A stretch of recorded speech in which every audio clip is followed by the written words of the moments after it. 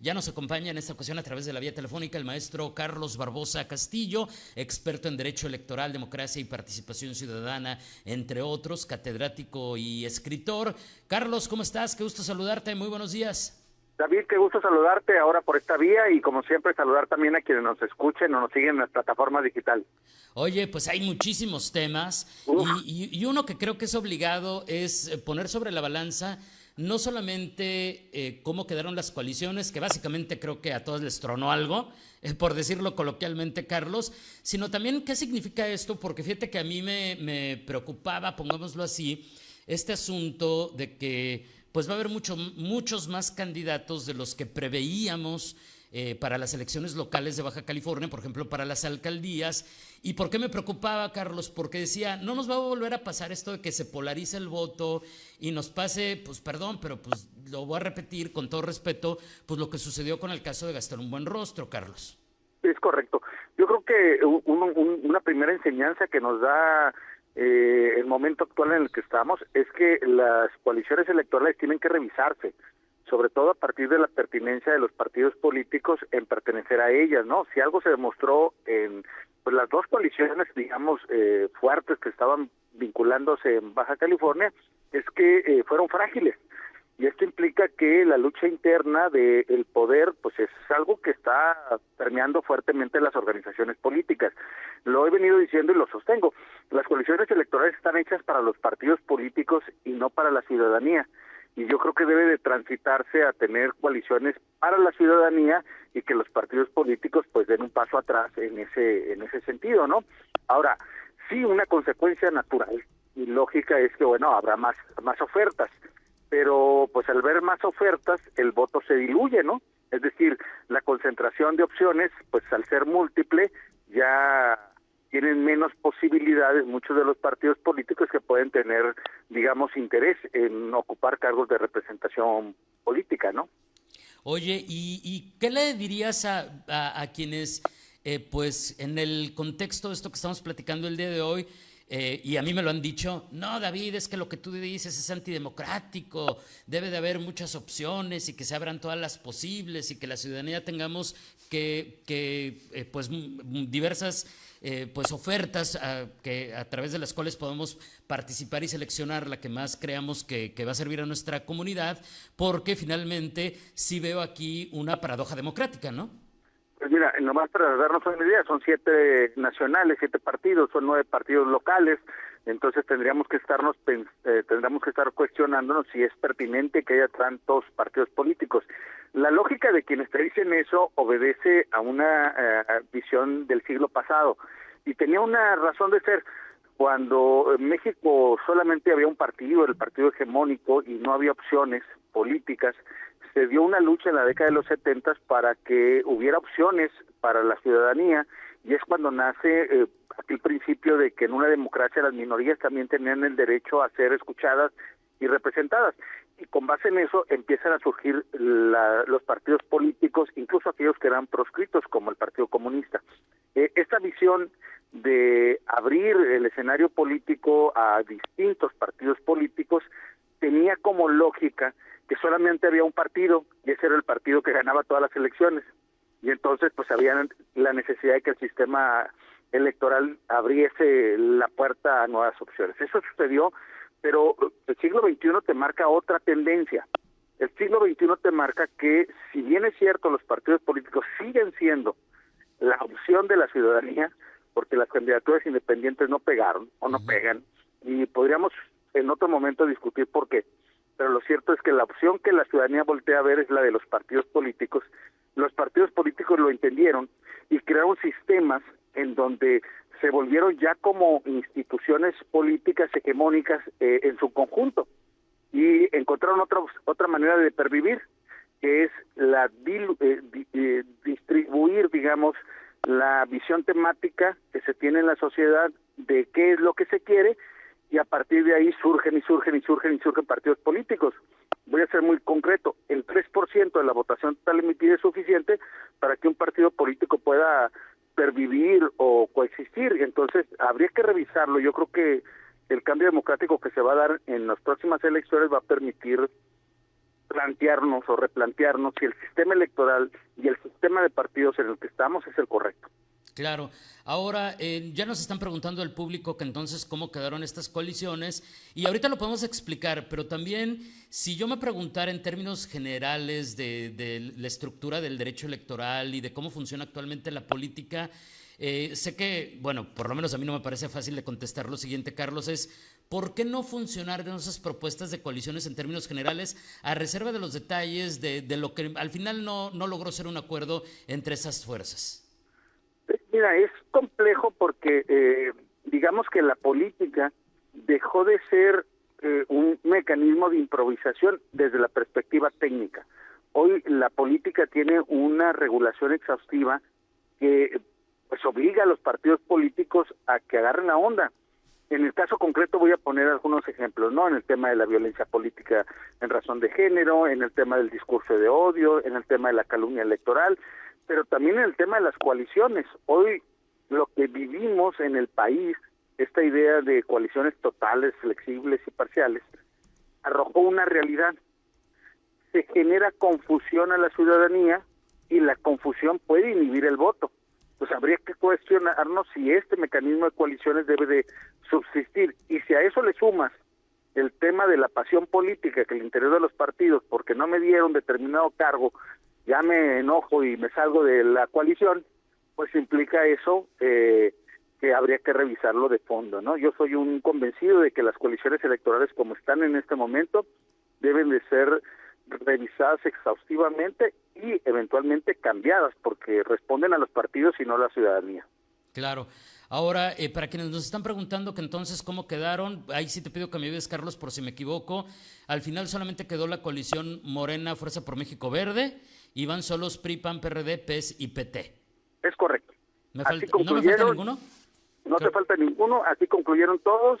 Los medios de impugnación que estaban en juego ya concluyeron, entonces de tal suerte que así se quedan. Así veremos la boleta electoral, 9 partidos locales disputando cargos de elección popular.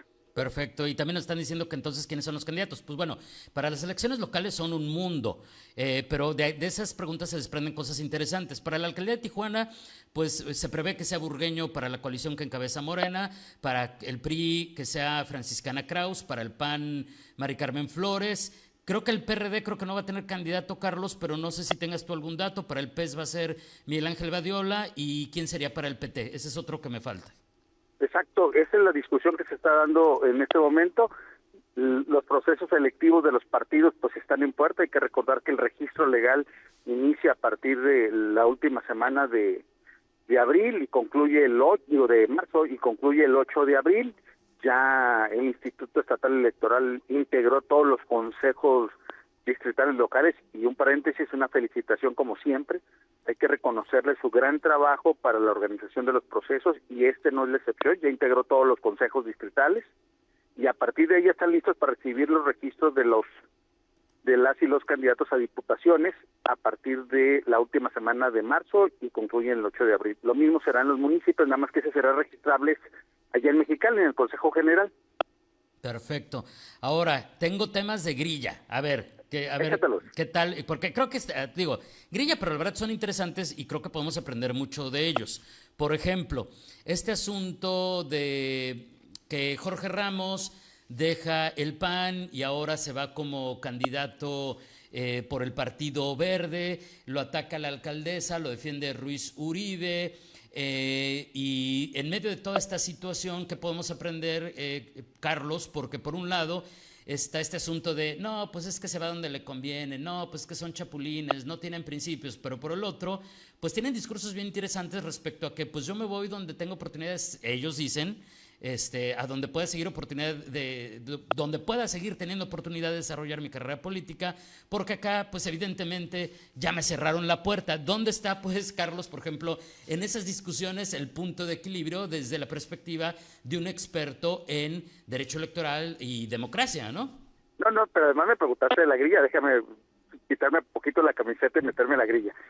Entonces, mira, lo que yo creo es que los partidos políticos como los conocemos ya no son, mejor dicho, los partidos políticos como los conocíamos ya no son eso.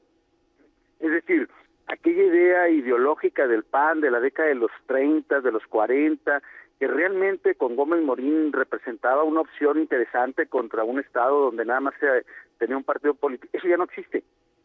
O el PRI, este partido que aglutinaba a todas las fuerzas de los sectores sociales del país, campesinos, clases populares, obreros, y que tenían unos equilibrios internos, ya no existen. Es decir, los partidos hegemónicos dejaron de ser partidos ideológicos y se convirtieron en partidos, digamos, pragmáticos.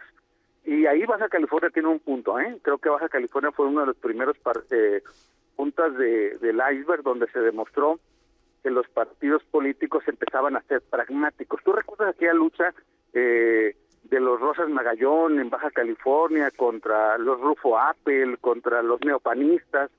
Lo que se estaba expresando era el pragmatismo contra la ideología. Bueno, esta visión terminó en todos los partidos.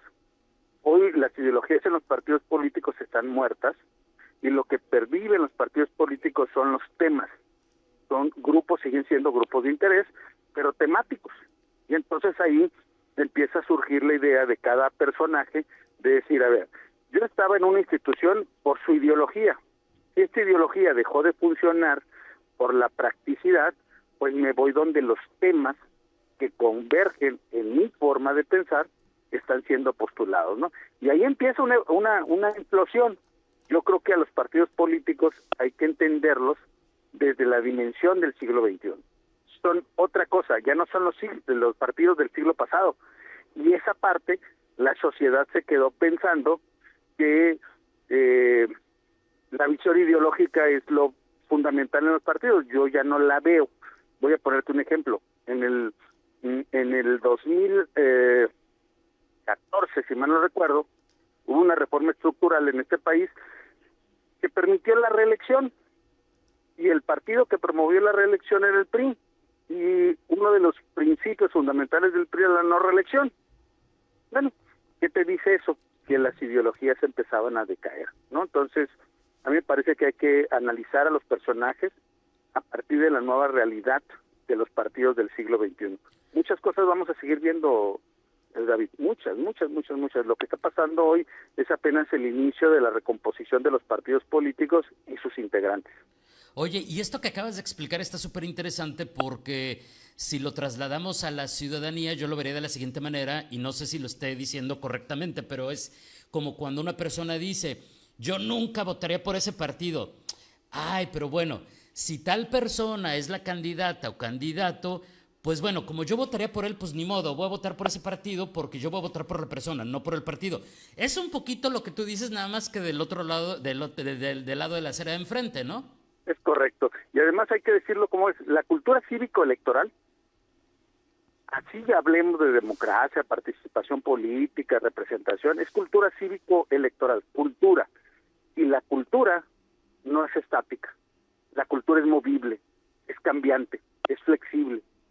Y así es como antes se tenía visiones culturales cerradas y en el presente se tienen visiones culturales abiertas. Hoy tenemos que entender que la participación política, la democracia misma, es una visión, es una cultura cívico-electoral, pero no deja de ser cultura y la cultura es movible.